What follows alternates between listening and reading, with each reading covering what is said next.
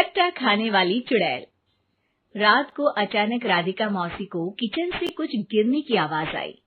उन्होंने बाहर निकल के देखा तो किचन में उन्हें कोई सफेद साड़ी में दिखा। वो चीख पड़ी, हे भगवान, आलतू जलाल तू आई भला कोटा, तू आई भला कोटा तू। राधिका मौसी को चीखते सुनकर श्रवण बाहर आता है भागते हुए। अरे माँ, क्या हुआ? क्या देख लिया?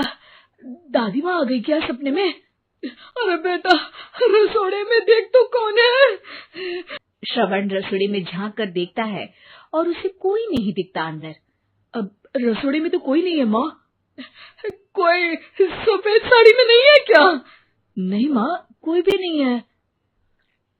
चिल्लम चिल्ली की आवाज से भी वहां आ जाती है। अब क्या हो गया माँ जी?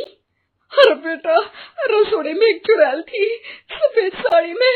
अरे क्या कर रही थी वो अंदर? अरे बताया नहीं, कल आएगी ना तो पूछ लूंगी। चुड़ैल जी है। माँ जी, रात बहुत हो गई है, आपने कोई बुरा सपना देखा होगा, चलिए सो जाइए। राधिका मौसी सोने तो चली जाती है, पर उनको रात भर नींद ही नहीं आती। वो कुछ भी उलझुल बातें सोचने लगती है। कहीं नहीं हो रहा, कहीं उसी की वजह से तो वो दादी नहीं बन पा रही। सुबह जब राधिका मौसी रसोड़े में छानबीन करती है तो पाती है कि चुड़ैल नींबू का अचार ले गई। मुझे तो ठीक नहीं लग रहा कुछ। चुड़ैल को भी पता है कि जिंदगी का असली। श्रवण को फोन कर देती है। बेटा, मुझे समस्या समझ में आ गई है। हमें एक तांत्रिक की जरूरत है। अरे क्या बोल रही हो माँ, तांत्रिक की क्या जरूरत है? क्यों ना आलतू जलालतू मंत्र सारे फालतू जैसे कुछ मंत्र पढ़ो, चली जाएगी अपने आप चुड़ैल। अरे नहीं बेटा, कभी चुड़ैल को कम नहीं समझते। अरे तुझे पता भी नहीं चलेगा कि कभी वो छल करके काजल की जगह घर की बहू खुद बन जाएगी। क्या माँ, कुछ भी बोल रही हो? कहा काजल? और एक बात बताओ, काजल को अगर गाने के लिए बोल देना तो चुड़ैल काजल की आवाज सुनकर घर तो क्या, धरती लोग छोड़कर चली जाएगी। तुम ना पढ़े लिखे बच्चे हर चीज को मजाक समझते हो। तुम रहने दो, मैं खुद ही तांत्रिक को बुला लेती हूँ। अच्छा सुन, शाम को इमली लेके आना। क्या है कि चटनी खाए बहुत। नहीं माँ, इमली तांत्रिक से ही मंगवा लो ना, आटा वगैरह भी उसी से पिसवा लेना।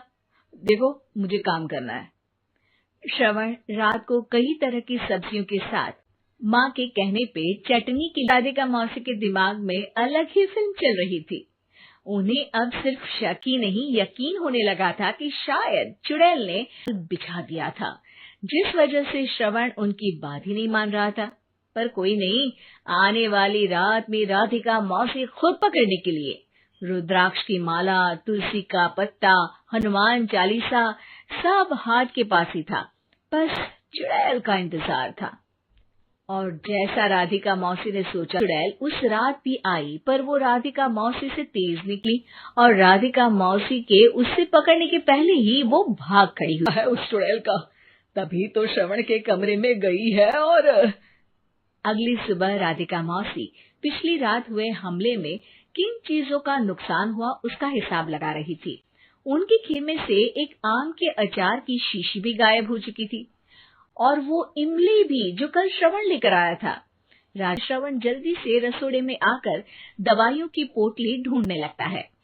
अरे बेटा, क्या हो गया? अब माँ, वो काजल की तबीयत खराब है, बहुत घबराहट हो रही है उसे। हे भगवान, मैंने पहले ही कहा था कि तांत्रिक को बुला लेते हैं, पर नहीं, काजल को अपने वश में करना शुरू भी कर दिया है। हालांकि श्रवण भूतों में विश्वास नहीं करता था, पर अब वो भी डर जाता है और राजी हो जाता है एक तांत्रिक को बुलाने के लिए। कुछ ही घंटों में तांत्रिक आ जाते हैं और राधिका मौसी तांत्रिक जी को सब बता देती है। घर संकट को मारू जोर चाकट, ओम भट स्वाहा खटखा के आहा। ये क्या मंत्र है? मेरे खुद के ओरिजिनल मंत्र है, कल रात को ही लिखे हैं। अच्छे लगे तो दाद सुनो। अर्ज किया है आब्राकडाब्रा, दिल्ली बम्बई आगरा, चंदा मामा से जारा। ये मंत्र है? अरे कोई 40 वालीसा पढ़ो ना। वक्त कम है, 40 नहीं पढ़ेंगे, 20। अलक निरंजन जाके लंदन, मुफ्त का मंजान घिस मेरे नंदन। अरे जल्दी करो तांत्रिक जी, जल्दी करो। तांत्रिक अपने उल झलूल मंत्र पढ़ने लगता है। श्रवण को तांत्रिक पे शक होता है। वो अपने एक डॉक्टर दोस्त को कॉल कर देता है ताकि कोई अनहोनी हो तो इमरजेंसी में चीजें मैनेज हो जाए। तांत्रिक धुनी रमाता है, जिसकी वजह से कमरे में काफी धुआं हो जाता है और जिसकी वजह से बहू की घबराहट बढ़ जाती है। अब भागेगी चुड़ैल। हाँ है। अरे भाग रही है, भाग रही है। बहू एक सोफे पर बैठ जाती है।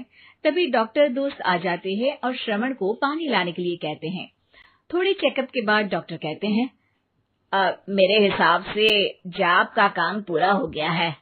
कुछ भी नहीं माँ, कोई चुड़ैल नहीं है, खुशखबरी है, अब दादी बनने वाली। मगर वो सब अचार के डब्बे। श्रवण दोनों अचार के डब्बे अपनी माँ को दिखाता है, जो कि उनके बिस्तर के नीचे छुपे हुए थे। माँ, वो चुड़ैल काजल ही थी जो खट्टा खा रही थी, पर हमने आपको ये तांत्रिक वाला काम करने दिया ताकि आपको भरोसा हो जाए कि भूत वगैरह कुछ होता ही नहीं। पर बेटा मुझे एक झाड़ू तो ला दे। क्यों माँ? ये तांत्रिक का भूत उतारती हूँ मैं। अब तांत्रिक राधा मौसी के डर से घर से भाग निकलता है और राधा संकट ये घनघोर है, तांत्रिक